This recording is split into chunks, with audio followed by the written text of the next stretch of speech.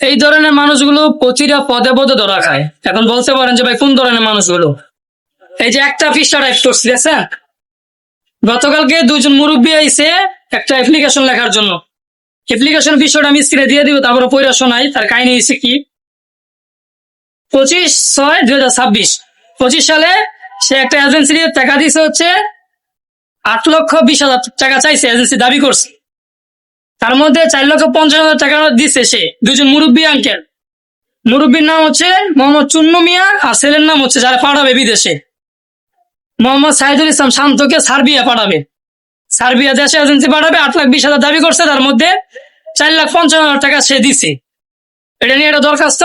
এখন 4,50,000 টাকা দিছে, 5-6 মাসের ভিতরে বিদেশ পাঠাই দিবে সার্বিয়াতে।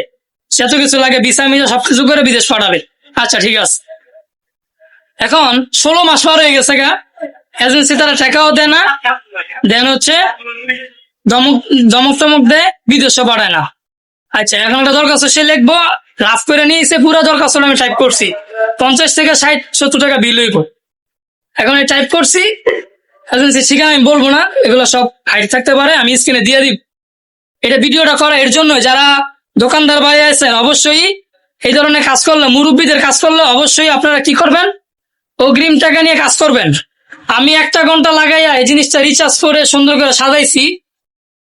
একজন কাস্টমার ঢুকছে, আমার অর্ধেক পড়া শেষ, মুরব্বীকে অর্ধেক পড়া শোনাইছি, আর অর্ধেক বাকি আছে। কাস্টমার ঢুকছে, প্রিন্টের জন্য আমি প্রিন্ট দিতেছি, মুরব্বীর একটা ফোন আইছে, বাড়ি মেবি বরিশাল, নাম হচ্ছে মোহাম্মদ চুন্নু মিয়া, ছেলের নাম হচ্ছে সাইদুল ইসলাম শান্ত।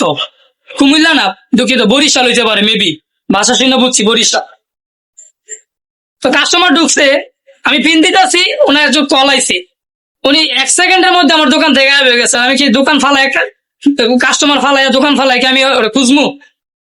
তাহলে এই ধরনের লোক প্রতি পদে পদে ধরা খাইব। যে মানুষটা 4,50,000 টাকা দালালে দিতে পারে, এজেন্সিরে দিতে পারে, সেই মানুষটা 1 ঘন্টা কাজ করে কেন দোকানদারকে হয়রানি করাইবে? আমার কথা হচ্ছে এইটা।